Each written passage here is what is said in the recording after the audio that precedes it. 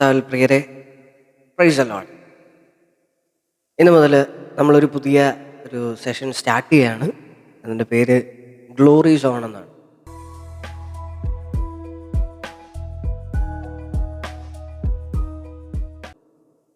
ഞാൻ നിങ്ങളെ എല്ലാവരെയും ഗ്ലോറി സോണിലേക്ക് സ്വാഗതം ചെയ്യുന്നു. ഇന്ന് എനിക്ക് നിങ്ങളോട് സംസാരിക്കാൻ ദൈവം തന്ന ഒരു വചനഭാഗം മത്തായി എഴുതിയ സുവിശേഷം 4-ാം അധ്യായം അതിൻ്റെ 11-ാമത്തെ വാക്യമാണ്. അപ്പോൾ പിശാച് അവനെ വിട്ടുപോയി, ദൈവദൂതന്മാർ അടുത്ത് വന്ന് അവനെ ശുശ്രൂഷിച്ചു. ദൈവദൂതന്മാർ അടുത്ത് വന്ന് അവനെ ശുശ്രൂഷിച്ചു. ഈ ഒരു വാക്യമാണ് ഇന്ന് എനിക്ക് നിങ്ങളോട് സംസാരിക്കാനുള്ളത്. മഹത്വത്തിൻ്റെ അകത്ത് ഒരു വ്യക്തി, മഹത്വത്തിലൊരു വ്യക്തി നടക്കുമ്പോൾ അദ്ദേഹത്തിന് ഉണ്ടായിരിക്കുന്ന അസിസ്റ്റൻസ് ആകുന്നു ദൂതന്മാർ. നമ്മുടെയൊക്കെ ജീവിതത്തിൽ നമ്മൾ പ്രാർത്ഥിക്കാറുണ്ട്, ദൂതന്മാരോട് പ്രാർത്ഥിക്കുന്നവരുണ്ട്, എന്നാൽ കമാൻഡ് ചെയ്യുന്നവരുണ്ട്. അങ്ങനെ ദൂതന്മാരുമായിട്ട് ബന്ധപ്പെട്ട് ജീവിക്കുന്ന ഒത്തിരി ആൾക്കാരും ഈ ഭൂമിയിലുണ്ട്. ഇന്ന് വ്യത്യസ്തമായിട്ട് ഒരു കാര്യം പറയാൻ ആഗ്രഹിക്കുന്നു. നമ്മൾ മഹത്വത്തിലാണ് നടക്കുന്നതെങ്കിൽ നമ്മളെ അസിസ്റ്റ് ചെയ്യാനായിട്ട് ദൂതന്മാരുണ്ട്.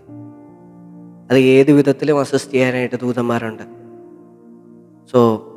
അത് നമ്മൾ പ്രാർത്ഥിക്കുന്നത് കൊണ്ടോ അല്ലെങ്കിൽ നമ്മൾ കർത്താവിൻ്റെ കൂടെ നടക്കുന്നത് കൊണ്ടൊന്നുമല്ല, ദൈവത്തിൻ്റെ കരുണയാണ്.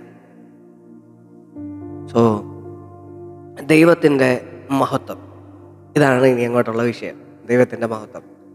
ഈ ദൈവത്തിൻ്റെ മഹത്വത്തിൻ്റെ പ്രത്യേകത ദൈവത്തിൻ്റെ സ്വഭാവമാകും. ദൈവത്തിൻ്റെ സ്വഭാവമാകുന്നു. ഈ മഹത്വം ഒരു വ്യക്തിയെ കൊണ്ട് നടക്കുമ്പോൾ അതെങ്ങനെയാണെന്ന് പറഞ്ഞാൽ ഭയങ്കര ബ്യൂട്ടിഫുള്ളാണ്. ഈ മഹത്വം ഒരു വ്യക്തിയുമായിട്ട് അല്ലെങ്കിൽ വ്യക്തിയെ കൊണ്ട് നടന്നാൽ അത് നമുക്കൊക്കെ ചിന്തിക്കുന്നതിനേക്കാളും അപ്പുറത്തേക്കാണ്. അദ്ദേഹം ഇറങ്ങുമ്പോൾ, അദ്ദേഹം നടക്കുമ്പോൾ, ഒരിക്കലും ഒരു പ്രശസ്തനായ ഒരു വ്യക്തിത്വം പറഞ്ഞൊരു വാക്കുണ്ട്, ഇനി മഹത്വം തീരുമാനിക്കും, ഇനി മഹത്വം കാര്യങ്ങൾ തീരുമാനിക്കും.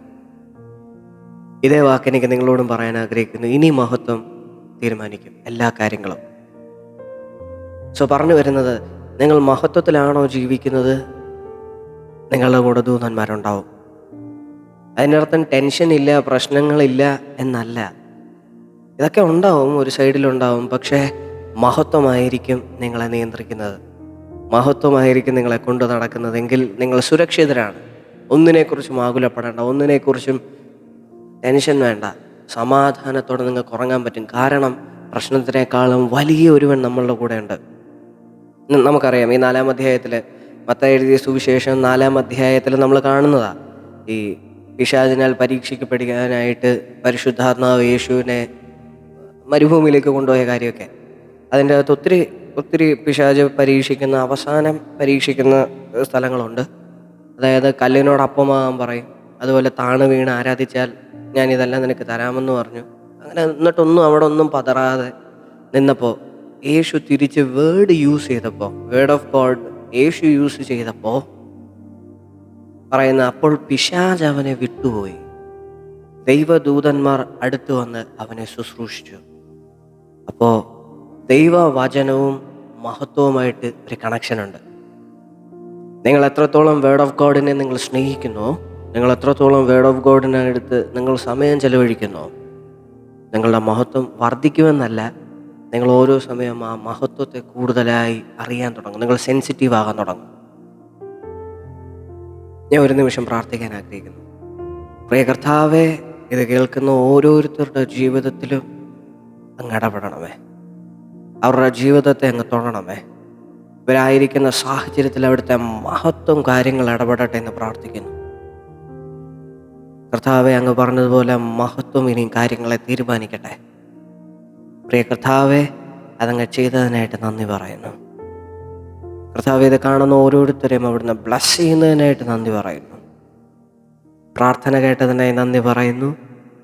In the mighty name of Jesus, ആമേൻ.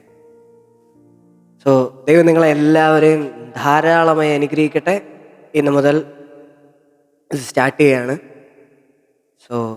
ഞാൻ ഓൾറെഡി കമ്മ്യൂണിറ്റിയിൽ ഇട്ടിട്ടുണ്ടായിരുന്നു ഫെബ്രുവരി മാസം മുതൽ ഈ ഒരു സീരീസ് സ്റ്റാർട്ട് ചെയ്യുന്നതിനെ പറ്റി. സോ ദൈവം നിങ്ങളെ എല്ലാവരെയും ധാരാളമായി അനുഗ്രഹിക്കട്ടെ. വൺസ് മോർ, നിങ്ങൾക്ക് ഈ ചാനലുമായിട്ട് ചേർന്ന് നിൽക്കാൻ ആഗ്രഹമുണ്ടെങ്കിൽ സബ്സ്ക്രൈബ് ചെയ്യുക, ഷെയർ ചെയ്യുക. ഈ മെസ്സേജ് നിങ്ങൾക്ക് ഉപകാരപ്പെട്ടു, മറ്റുള്ളവരും ഇതറിയണമെന്ന് നിങ്ങൾ ആഗ്രഹിക്കുന്നുണ്ടെങ്കിൽ ഷെയർ ചെയ്യുക. സോ ദൈവം നിങ്ങളെ ധാരാളമായി അനുഗ്രഹിക്കട്ടെ. Thank you.